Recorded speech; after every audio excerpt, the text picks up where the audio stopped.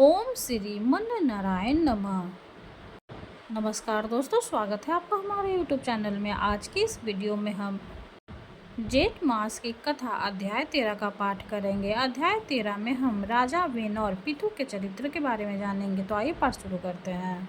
श्री पराश जी बोले, हे मित्र, ध्रुव से उनकी पत्नी शिष्य और भव को उत्पन्न की और भैव से शंभु का जन्म हुआ तथा शिष्ट के द्वारा उसकी पत्नी सुछाया ने रिपुज्य विप्र विक्र और विकृतेजा नामक 5 निष्पाप पुत्र उत्पन्न किए। उनमें से रिपु के द्वारा भीति के गर्भ से महातेजस्वी चाक्षुष का जन्म हुआ। चाक्षुष ने अपनी भार्या पुष्करणी से, जो वरुण कुल में उत्पन्न और महात्मा वीरन प्रजापति की पुत्री थी, मनु को उत्पन्न किया।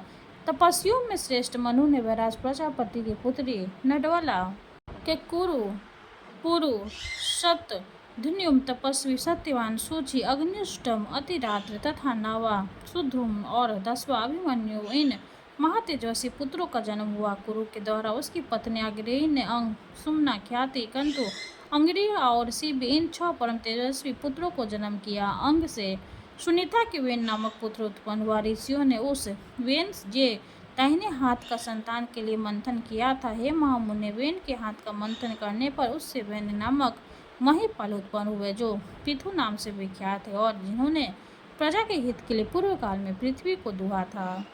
श्री मैत्री जी बोले, है मुनि श्रेष्ठ, परम ऋषियों ने वेन के हाथ को क्यों मथा, जिससे महापराक्रमी पितु का जन्म हुआ था। श्री पराश जी बोले, है मुनि, मृत्यु की सुनीता नाम वाली जो प्रथम पुत्री थी, वह अंग को पत्नी रूप से दी ब्याही गई थी, उसी से वेन का जन्म हुआ है। मित्र, उस मृत्यु की कन्या का पुत्र अपने माता नाना के दोष से स्वयं भाव से ही दृष्ट प्रतीक हुआ। उन वेन का जिस समय महर्षियों द्वारा राजपद पर अभिषेक हुआ, उसी समय उन पृथ्वीपति ने संसार भर में यह घोषणा कर दी कि भगवान यज्ञ पुरुष मैं ही हूँ, मुझसे अतिरिक्त यज्ञ का भोक्ता और स्वामी हो ही कौन सकता है, इसलिए कभी कोई यज्ञ दान और हवन आदि न करे। हे मित्र, तब ऋषियों ने उस पृथ्वीपति के पास उपस्थित हो पहले उसकी खूब प्रशंसा कर सांत्वना युक्त मधुर वाणी से कहा। ऋषिगण बोले, हे राजन, हे पृथ्वीपति, तुम्हारे राज्य और देह के उपकार तथा प्रजा के हित के लिए हम जो बात कहते हैं सुनो, तुम्हारा कल्याण हो। देखो, हम बड़े बड़े यज्ञों द्वारा जो सर्व यज्ञेश्वर देवाधिपति भगवान हरि का पूजन करेंगे, उसके फल से तुमको भी भाग मिलेगा। हे नृप, इस प्रकार यज्ञों के द्वारा यज्ञ पुरुष भगवान विष्णु प्रसन्न होकर हम लोग के साथ तुम्हारी भी सफल कामनाएं पूर्ण करेंगे। हे राजन, जिन राजाओं के राज्य में यज्ञेश्वर भगवान हरि का यज्ञों द्वारा पूजन किया जाता है, वे उनकी सभी मनोकामनाओं को पूर्ण कर लेते हैं। वेन बोला, मुझसे भी बढ़कर ऐसा और कौन है जो मेरा भी पूजनीय होगा, जिसे तुम यज्ञेश्वर मानते हो। वह हरि कहने वाला कौन है? ब्रह्मा, विष्णु, महादेव, इंद्र, वायु, यम, सूर्य, अग्नि, वरुण, धाता, पूषा, पृथ्वी और चंद्रमा तथा इनके अतिरिक्त और भी जितने देवता शाप और कृपा करने में समर्थ है, वे सभी राजा के शरीर में निवास करते हैं। इस प्रकार राजा सर्वदोमय है। हे ब्राह्मणों, ऐसा जानकर मैंने जैसी जो कुछ आज्ञा की है वैसा ही करो। देखो, कोई भी दान, यज्ञ और हवन आदि न करे। हे द्विजगण, स्त्री का परम धर्म जैसे अपने पति की सेवा करना ही माना गया है, वैसे ही आप लोगों का धर्म भी मेरी आज्ञा का पालन करना ही है। ऋषिगण बोले, महाराज, आप ऐसी आज्ञा दीजिए जिससे धर्म का क्षय न हो। देखिए, यह सारा जगत अभी का ही परिणाम है। श्री पराश जी बोले, महर्षियों के इस प्रकार बारंबार समझाने और कहने सुनने पर भी जब वेन ने ऐसी आज्ञा नहीं दी, तो वे अत्यंत क्रूर और अमर्ष युक्त होकर आपस में कहने लगे, इस पापी को मारो मारो, जो अनादि और अनंत यज्ञ पुरुष प्रभु विष्णु की निंदा करता है। वो अनाचार्य किसी प्रकार पृथ्वीपति होने के योग्य नहीं है। ऐसा का मुनियों ने भगवान की निंदा आदि करने के कारण पहले ही मरे हुए उस राजा को मंत्र से पवित्र किए हुए कुशाओं से मार डाला। हे द्विज, तदंतर उन मुनीश्वरों ने सब और बड़ी धूली उठती देखी। उसे देखकर उन्होंने अपने निकटवर्ती लोगों से पूछा, यह क्या है? उन पुरुषों ने कहा, राष्ट्र के राजाहीन हो जाने से दीन दुखिया लोगों ने चोर बनकर दूसरों का धन लूटना आरंभ कर दिया है। मुनियों, उन तीव्र वेग वाले पर धनहारी चोरों के उत्पात से यह बड़ी भारी धूल उड़ती दिख रही है। तब उन सब मुनीश्वरों ने आपस में सलाह कर उस पुत्रहीन राजा की जंग का पुत्र के लिए यत्नपूर्वक मंथन किया। उसकी जंघा के मथने पर उससे एक पुरुष उत्पन्न हुआ, जो जले ठूठ के समान काला, अत्यंत नाट और छोटे मुख वाला था। उसने अति आतुर होकर उन सब ब्राह्मणों से कहा, मैं क्या करूं? उन्होंने कहा, निश्चित बैठ। अतः वह निषाद कहलाया, इसलिए है मुनिषाद। उससे उत्पन्न हुए लोग विंध्याचलवासिनी पापपरायण निषादगण हुए। उस निषाद ग्रुप द्वारा से राजा वेन का संपूर्ण पाप निकल गया। अतः निषादगण वेन के पापों का नाश करने वाला हुआ। फिर उन ब्राह्मणों ने उनके दाएं हाथ का मंथन किया। उसका मंथन करने से परम प्रतापी वेन शुवक पितु प्रकट हुए, जो अपने शरीर से प्रज्वलित अग्नि के समान दिव्यापमान थे। उसी समय आज गौम नामक अध सर्वप्रथम शिव विष्णु और दिव्यवान तथा कवच आकार से गिरे। उनके उत्पन्न होने से सभी जीवों के अति आनंद हुआ और केवल सत्पुरुष के ही जन्म लेने से वेन की स्वर्गलोक चला गया। इस प्रकार महात्मा पुत्र के कारण ही उसकी पुम अर्थात नरक से रक्षा हुई। महाराज पितु के अभिषेक के लिए सभी समुद्र और नदियाँ सब प्रकार के रत्न और जल लेकर उपस्थित हुई। उस समय अग्निरस देवताओं के सहित पितामह ब्रह्मा जी ने और समस्त अस्थावत जंगम प्राणियों ने वहां आकर महाराज वेन पुत्र का राज्याभिषेक किया। उनके दाहिने हाथ में चक्र का चिन्ह देखकर उन्हें विष्णु का अंश जान पितामह ब्रह्मा जी ने परम आनंद हुआ। यह श्री विष्णु भगवान के चक्र का चिन्ह सभी चक्रवर्ती राजाओं के हाथ में हुआ करता है। उनका प्रभाव कभी देवताओं से भी कुंठित नहीं होता। इस प्रकार महातेजस्वी और परम प्रतापी वेन पुत्र धर्म कुशल महानुभाव द्वारा विधि पूर्वक अति महाराज राजेश्वर पद पर अभिव्यक्त हुआ। जिस प्रजा को पिता ने अपरक्त अप्रसन्न किया था, उसी को उन्होंने अनुरिक्त प्रसन्न किया, जिसके लिए अनुरंजन करने से उनका नाम राजा हुआ। जब वे समुद्र में चलते थे तो जल बहने से रुक जाता था, पर्वत उन्हें मार्ग देते थे और उनकी ध्वजा कभी भंग नहीं हुई। पृथ्वी बिना जोते बोए धान्य पकाने वाली थी, केवल चिंतन मात्र से ही अन्न सिद्ध हो जाता था। गौ कामधेनु रूपा थी और पत्ते पत्ते में मधु बह रहता था। राजा पितु ने उत्पन्न होते ही पितामह यज्ञ किया। उससे शोभा सिंहासन के दिन सूती से महामती सूत की उत्पत्ति हुई।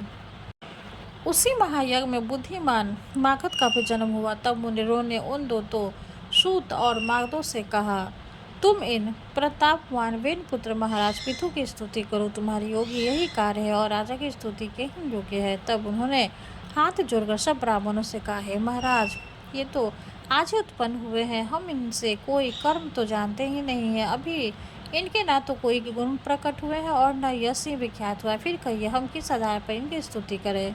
श्रीगण बोले, ये महाबली चक्रवर्ती महाराजा भविष्य में जो जो कर्म करेंगे और इनके जो जो भावी गुण होंगे, उन्हीं से तुम इनका स्तवन करो। श्री प्रास जी बोले, यह सुनकर राजा को भी परम संतोष हुआ। उन्होंने सोचा, मनुष्य सद्गुणों के कारण ही प्रशंसा का पात्र होता है, तब मुझको भी गुण उपार्जन करने चाहिए। इसलिए अब स्तुति के द्वारा ये जिन गुणों का वर्णन करेंगे, मैं भी सावधान पूर्वक वैसा ही करूँगा।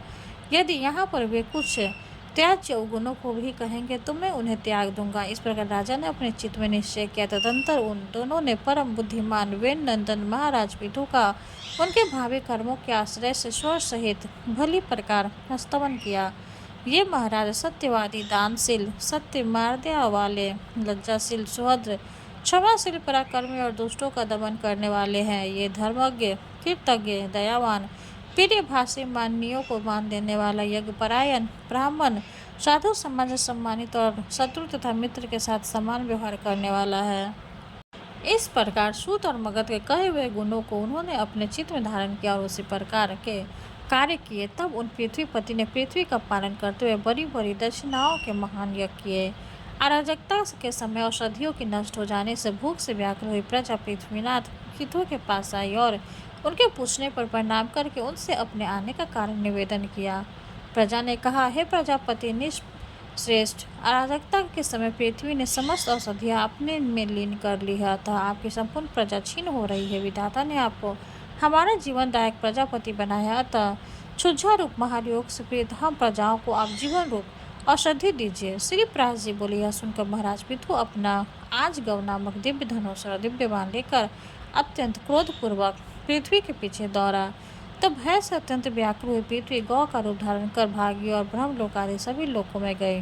समस्त भूतों को धारण करने वाली पृथ्वी जहाँ जहाँ भी गई, वहीं वहीं उसने वेन पुत्र पितु को शस्त्र संधान किए अपने पीछे आते देखा। तब इन प्रबल पराक्रमी महाराज पितु ने उनके वान प्रभार से बचने की कामना से कांपती हुई पृथ्वी इस प्रकार बोली। पृथ्वी ने कहा, हे राजेंद्र, क्या आपको स्त्रीवध का महापाप नहीं दिख पड़ता जो मुझे मारने पर आप ऐसे उतारू हो रहा है? पृथु बोले, हे निपश्रेष्ठ, यदि आप प्रजा के हित के लिए मुझे मारना चाहते हैं तो आपकी प्रजा का आधार क्या होगा? पृथु ने कहा, अरे वसुधे, अपनी आज्ञा का उल्लंघन करने वाली तुझे मारकर मैं अपने योग बल से इस प्रजा को धारण करूंगा। श्री प्राची बोली। तब अत्यंत भयभीत एवं कांपती हुई पृथ्वी ने उन पृथ्वीपति को पुनः प्रणाम करके कहा। पृथ्वी बोली, हे राजन, यत्न पूर्वक आरंभ किए हुए सभी कार्य सिद्ध हो जाते हैं, तथा मैं भी आपको एक उपाय बताती हूँ, यदि आपकी हो तो वैसा ही करे। हे नरनाथ, मैंने जिन समस्त औषधियों को पचा लिया है उन्हें यदि आपकी इच्छा हो तो दुग्ध रूप से मैं दे सकती हूँ। अतः हे धर्मात्माओं में श्रेष्ठ महाराज, आप प्रजा के हित के लिए कोई ऐसा वत्स बछड़ा बनाइए जिससे वात्सल्यवश में उन्हें दुग्ध रूप से निकाल सकूं, और मुझको आप स्रोत समतल कर दीजिए जिससे मैं उन्मुक्त औषधियों के बीच रूप दुग्ध को सर्वत उत्पन्न कर सकूं। श्री प्राची बोले। तब महाराज पृथु ने अपने धनुष की कोटि से सैकड़ों हजारों पर्वतों को उखाड़ा और उन्हें एक स्थान पर इकट्ठा कर दिया। इससे पूरे पृथ्वी के समतल न होने से पूर्व और ग्राम आदि का कोई नियमित विभाग नहीं था। हे मित्र, उस समय अन्न, गोरक्षा, कृषि और व्यापार का भी कोई क्रम न था।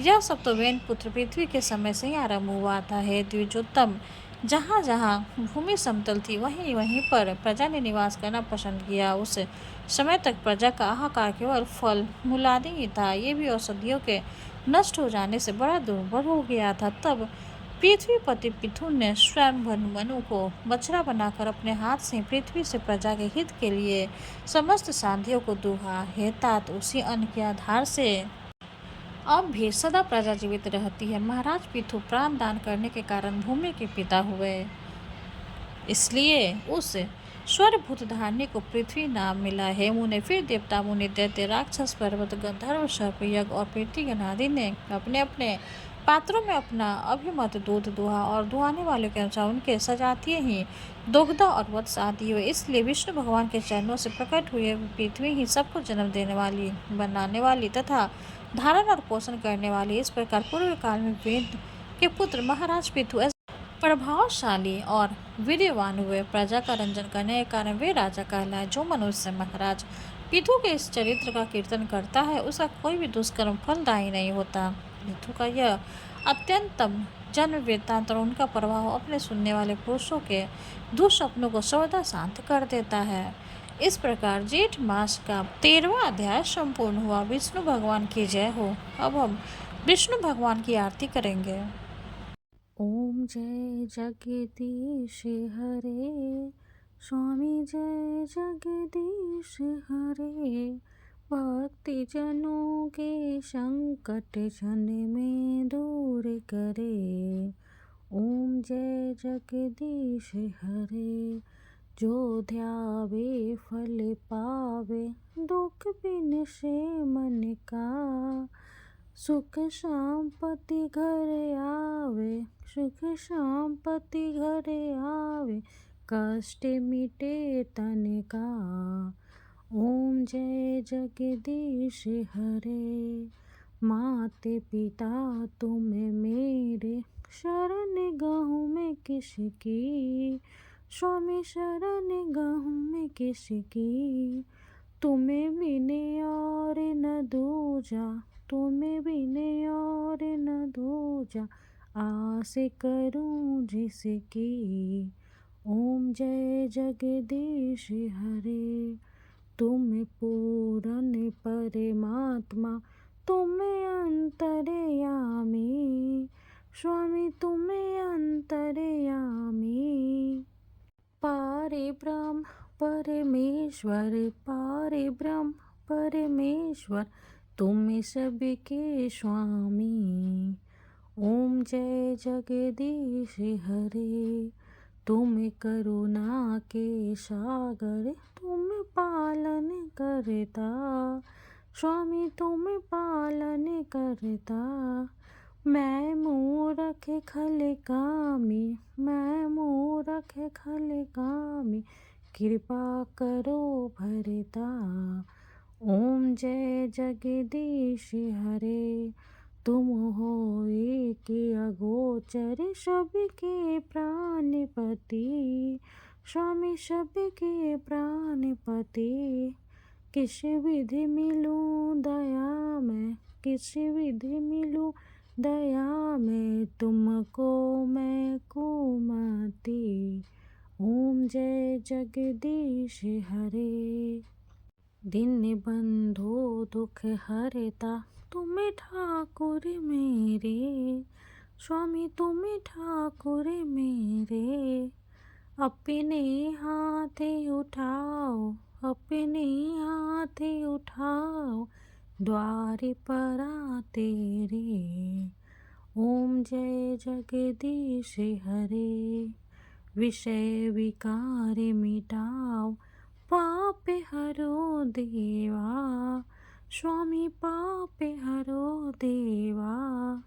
श्रद्धा भक्ति बढ़ाओ, श्रद्धा भक्ति बढ़ाओ, संतन की सेवा। ओम जय जगदीश हरे। तन मन धन और संपत्ति सब कुछ है तेरा, स्वामी सब कुछ है तेरा।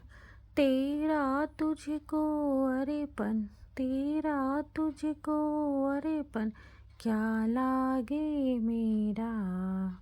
ओम जय जगदीश हरे। जगदीश्वर जी की आरती जो कोई नर गावे, स्वामी जो कोई नर गावे। कहते शिवानंद स्वामी, भजते शिवानंद स्वामी, मन वांछित फल पावे। ओम जय जगदीश हरे। विष्णु भगवान की जय हो। वीडियो अगर अच्छी लगे तो लाइक कर दे, चैनल को सब्सक्राइब कर दे। धन्यवाद।